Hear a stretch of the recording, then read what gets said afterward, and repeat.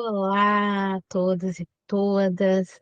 Nós estamos aqui mais uma vez reunidos para conversarmos um pouquinho sobre a questão da variedade dialetal e do preconceito linguístico, tá? Para começarmos, eu vou aqui compartilhar a letra de uma música, né? Talvez os mais novos não conheçam, né? É do nosso saudoso Adoniran Barbosa, é uma música da década de 50, tá? Chamada Saudosa Maloca, né? Então, eu vou tentar ler para você, não sei se eu vou ser muito fiel à forma como essa letra foi escrita. Se o senhor não está lembrado, dá licença de contar que aqui onde agora está esse edifício harto, era uma velha casa, um palacete assombradado. Foi aqui, seu moço, que eu, Mato Grosso e o Joca, construímos nossa maloca. Mas um dia, nem quero me lembrar, veio os homens com as ferramentas, o dono mandou derrubar.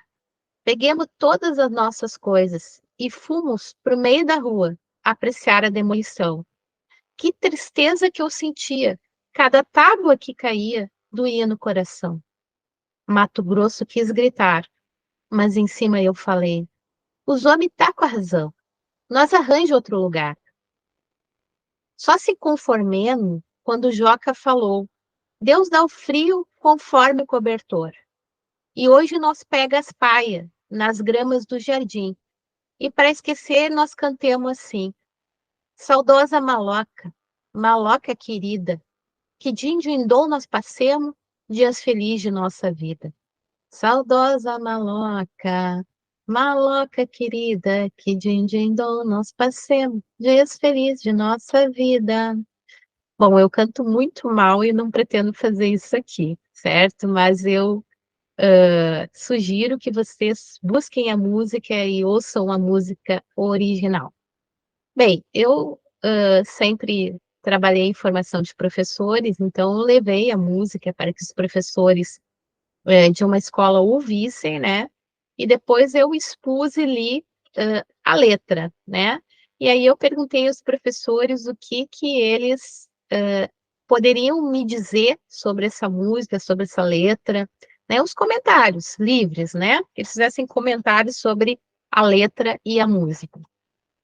E a primeira coisa que os professores assinalaram foi que a música estava escrita incorretamente, né? Ela não seguia a ortografia. E aí a discussão veio e, enfim, eles chegaram à conclusão que ela estava escrita incorretamente, né? Ela não seguia as normas padrões, né? Porque ela retratava uma fala errada, né? E a gente começou toda uma discussão pensando, será que ela retrata uma fala errada ou ela retrata, né, a fala de uma grande parte da nossa população, né? Fora o fato, né, que os professores não mencionaram a beleza dessa letra, né? Eu consigo imaginar os três, né, sendo despejados da sua maloca, né? E no meio da rua, né, olhando a demolição, a dor que dava a cada tábua que caía, né? E o fato de ele se conformar com uma sabedoria popular, né? Deus dá o frio conforme cobertor, né? Então, eu acho essa letra belíssima e ela exprime, sim, a cultura popular. Mas a pergunta é, que espaço existe para a cultura popular e para a fala, né, da maioria da população dentro da escola, né? Existe uma escritora que é professora da Universidade Federal do Rio de Janeiro, pesquisadora, enfim, ela faz pesquisa mais na área da alfabetização, então ela trabalha a questão da alfabetização e da oralidade. E ela vai mostrar nas pesquisas que ela fez que as crianças da classe popular, elas chegam falando muito na escola, né? Com a oralidade muito desenvolvida, só que desenvolvida dentro de um dialeto, né? Então, se a gente for observar nesse breve relato que eu trago para vocês, existe uma questão muito marcante, que é do preconceito linguístico, né? Do preconceito com essa forma de falar, com essa forma de se expressar. A gente sempre vê a pessoa que fala dessa forma como uma pessoa mais limitada, né? Que não sabe falar corretamente, que não sabe se expressar. Muitas vezes a gente equivale ao não conseguir se expressar com não conseguir fazer construtos mentais, ou seja, ter um raciocínio lógico ou um desenvolvimento da inteligência. Então, esses todos são o que a gente pode traduzir como preconceitos, né? Um preconceito linguístico. Eu vou trazer um pouco do que o Marcos Banhos traz no seu livro Preconceito Linguístico, né? Ele é um linguista, né? E ele vem sendo conhecido exatamente, né? Por ter a militância, né? Contra esse preconceito, né?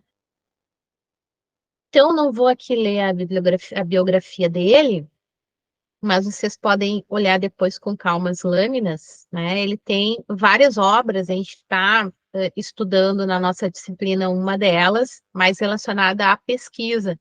Mas como linguista, ele tem várias produções, e é que eu vou conversar um pouquinho hoje com vocês, é a preconceito linguístico, o que é e como se faz, tá? Bom, numa visão geral, né? O preconceito linguístico seria esse julgamento depreciativo que eu falei para vocês, né? E geralmente vai ser relacionado aos grupos sociais de menor prestígio, né? Que é uma capa mais antiguinha do livro dele, mas ele tem novas edições. Então, nesse livro, ele vai desconstruir 8 mitos sobre a língua. E eu vou passar um pouquinho sobre esses mitos e vou conversar um pouquinho com você sobre isso, né? O mito 1, a língua portuguesa falada no Brasil apresenta uma unidade surpreendente. Tente pensar rapidamente sobre como se fala no Nordeste, no Rio de Janeiro, no Rio Grande do Sul, né? A gente vai perceber que não existe essa unidade, né? Então, e muitas vezes a gente vê também uma diferença entre como se fala, né, na classe popular, né, e como se fala numa classe social mais beneficiada. Então, essas diferenças, né, geram um grande preconceito que ele chama de verdadeiro abismo linguístico. Aqui nós temos o Chico Bento, né, que é maravilhoso, né? Então, essa tirinha, né? Então, professora, quais são minhas notas? Como? Quais são as minhas notas? Quais são as minhas notas, Chico? E eu que vou saber? Você também fez prova? Isso é lá português que se fale? Já para o castigo, mas e amanhã quero você o fino no português. Né? Então, isso parece piada, mas é a realidade, né? Às vezes a criança se expressa de uma maneira e a gente não entende o que ela fala e da forma que ela fala, né? E a questão não é de deixar de falar, né? A variedade dialetal que a gente domina, né? Como professores, a gente tem obrigação, né? Digamos assim, poder oferecer, né, esse contato com a variedade linguística padrão, certo? Com uma norma dita culta, certo? Porque às vezes na escola é o único local que as crianças vão conviver com esta norma, né? Em casa elas falam de outra maneira. Quando eu corrijo a criança, eu estou corrigindo toda a família, porque toda a família se expressa dessa forma. Muitas vezes é peguemos, demos, pulemos, né? Trabalhemos. Aí quando a gente diz que está errado, a gente está dizendo que toda a família está errada. A gente vai corrigindo, corrigindo, corrigindo, e essa criança acaba não querendo mais falar, né? Então, em vez de dizer que ela está falando errado, a gente pode tentar entender o que ela está falando e dizer que existem outras formas de falar a mesma coisa, né? Que formas são essas, né? Que formas, que expressões a gente pode usar, né, para traduzir a mesma ideia, né? O mito 2: brasileiro não sabe português, só Portugal se fala bem em português, né? Então, é bem essa questão que ele coloca ali na página 20, né? Que isso vai refletir o complexo de inferioridade, o sentimento de sermos até hoje uma colônia dependente de um país mais antigo e mais civilizado, entre aspas, né? Então, a questão é que nem Portugal fala melhor, nem o Brasil fala melhor. A gente fala de forma diferente, né? Cada um na sua forma, na sua cultura, na sua história. O mito 3 que ele traz: português é muito difícil. E realmente ele é difícil se a gente trabalhar desta forma, né? De memorização, de repetição, de cópia. As crianças muitas vezes têm que ficar anos e anos copiando, né? E memorizando. Quando toda criança que chega na escola ela já fala português. Toda criança conhece português. A criança começa a falar português lá um ano e agora um ano e meio, né? Antigamente era quase 2 anos, agora as crianças estão falando mais cedo, né? Então elas têm o domínio da língua portuguesa aos 2 anos. Por quê? Porque nenhuma criança diz aos 2 anos, peguei eu mamadeira agora, né? As crianças já conseguem dizer de uma forma, da forma delas, peguei a mamadeira, né? Agora. Então ela não fala de uma forma que não seja normal dentro da língua, né? O que acontece é que muitas vezes o professor não aproveita isso que o aluno traz, esse conhecimento, e faz de conta que o aluno não conhece nada e parte do zero, né? Explicando o que é singular, o que é plural, apenas como normas, e não com o uso da língua, como a gente usa realmente, né? Mito 4. Vamos ao mito 4. As pessoas sem instrução falam tudo errado, né? Isso é bastante grave, por exemplo, quem trabalha com educação de jovens e adultos, muitas vezes vai ouvir o seu aluno falando Cláudia, praca, planta, né? O banho vai falar que isso é uma questão política, né? Social, né? Ela não é linguística, né? Porque geralmente as pessoas que não têm acesso à educação formal e aos bens culturais da elite, né? Acabam sofrendo esse preconceito, né? Ou seja, sua língua é considerada feia, pobre, carente, quando na verdade é apenas diferente da língua ensinada na escola, né? Então, muitas vezes aquele adulto que chega na escola tem um conhecimento de vida, uma bagagem, né? Um conhecimento prático que não é nem levado em conta simplesmente porque ele não se expressa na linguagem padrão, tá? E isso também é visto no humor, né? A gente lembra do Caco Antibes, né? Que vai dizer: não basta ser pobre, tem que chamar mendigo de mendigo, né?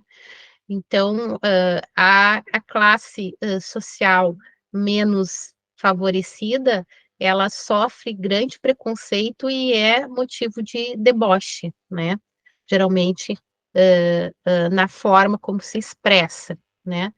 O mito 5, né?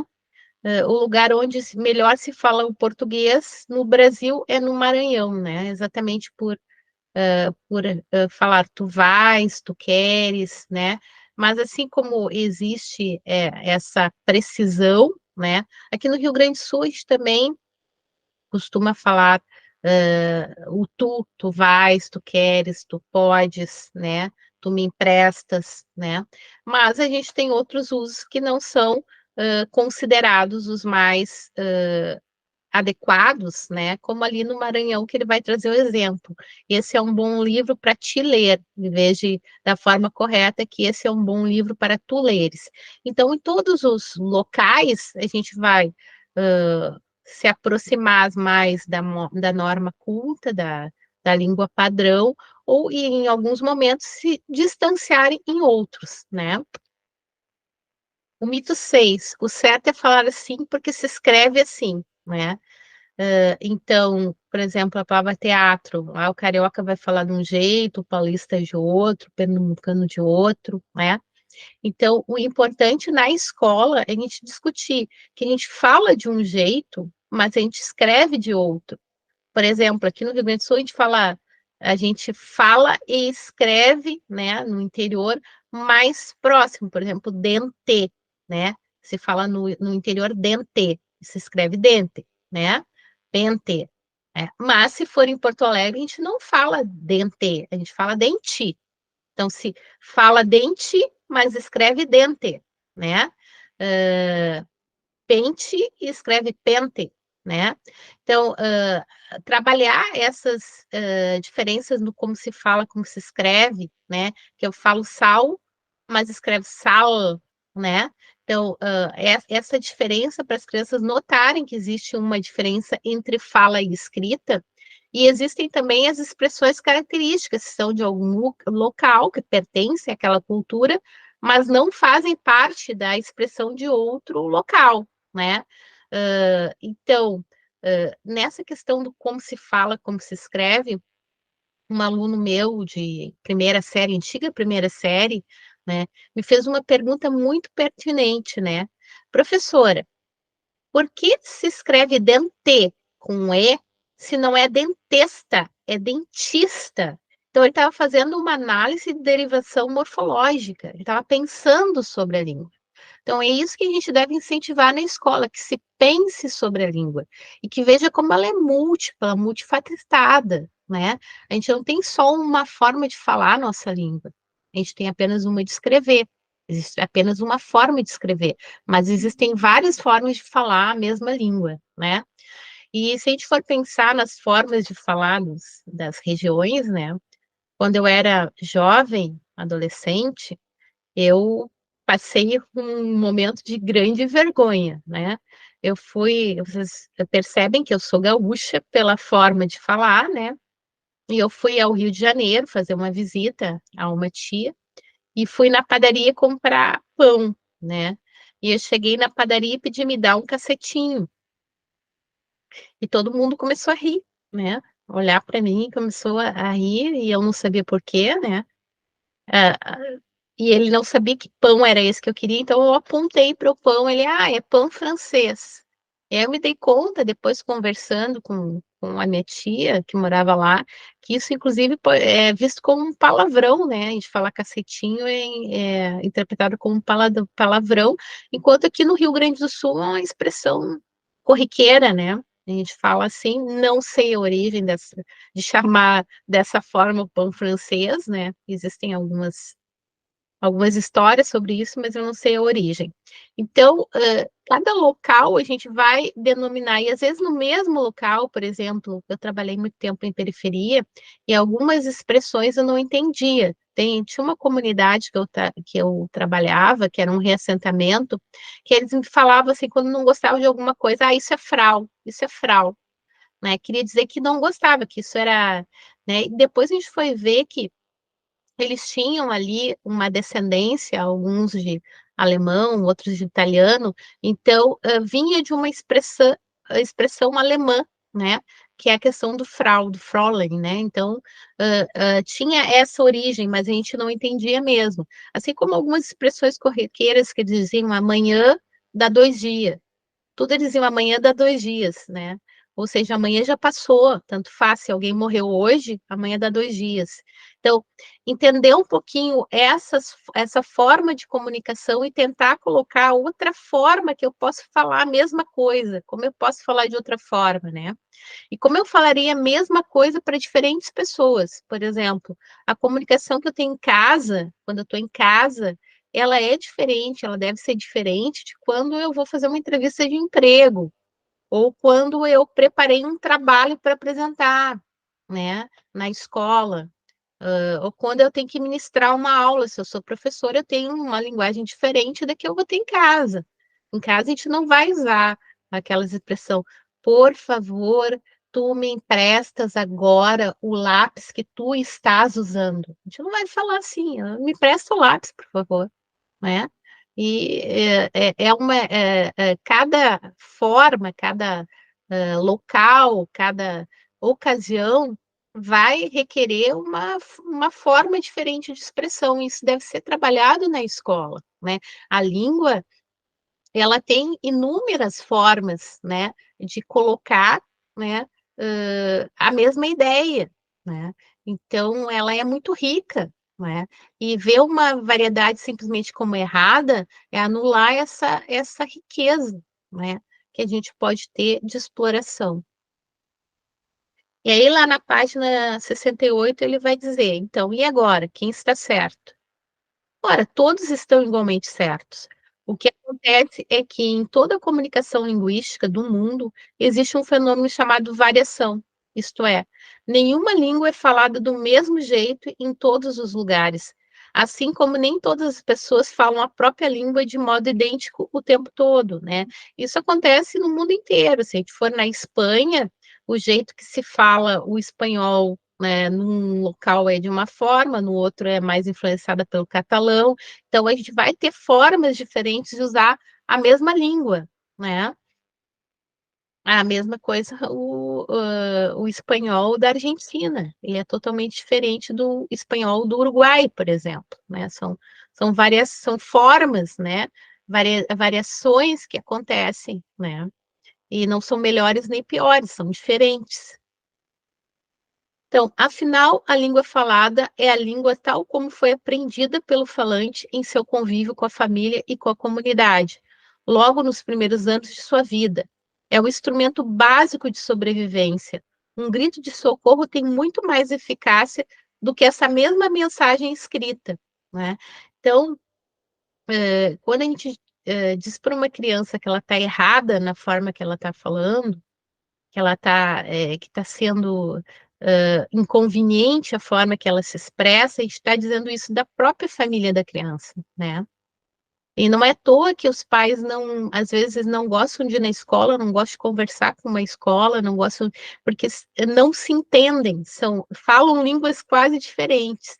Então, a escola também tem que fazer um esforço de aproximação dessa comunidade, entender a lógica dessa comunidade e a linguagem dessa comunidade, né? Assim como o professor que trabalha numa classe social mais privilegiada também tem a obrigação de discutir que existem formas diferentes de realização da língua, né? Que existem formas diferentes de falar a mesma língua e que a pessoa que está falando de forma diferente, ela não é burra nem menos não é menos capaz do que a pessoa que domina a linguagem mais aproximada a padrão. Então, a língua escrita, por seu lado, é totalmente artificial, exige treinamento, memorização, exercício e obedece regras fixas, de tendência conservadora, além de ser uma representação não exaustiva da língua falada, né? Então, a língua escrita, ela tem suas regras e devem ser seguidas, né? Mas também deveriam ser trabalhadas de outra forma na escola.